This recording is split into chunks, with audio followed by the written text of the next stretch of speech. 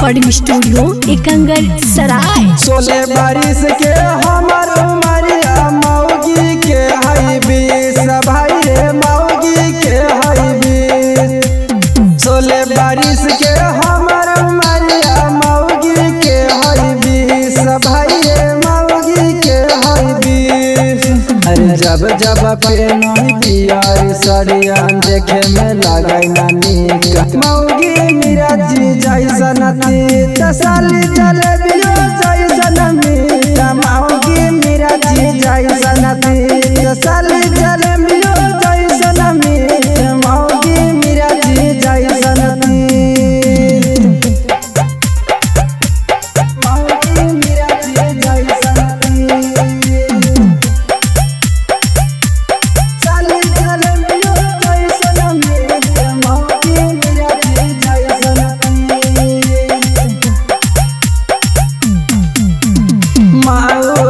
बसल है अपन माई के नगरिया देखते हमारा खूब देव हकई गरिया मौगी बसल है अपन माई के नगरिया देखते हमारा खूब देव हकई गरिया।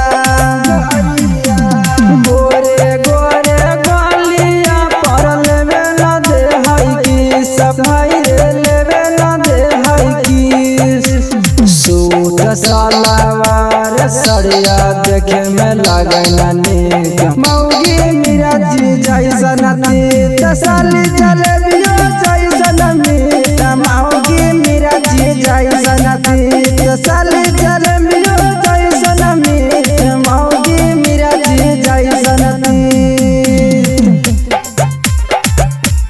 मौगी मेरा जी जैसन।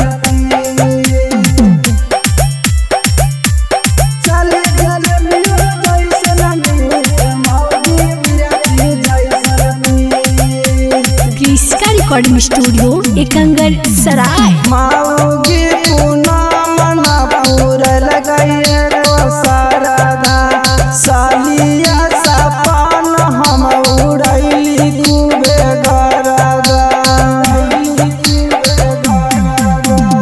मौगी पूनम पूर लगाइए सारदा सालिया सपन हम उड़ैली खूबे गरदा।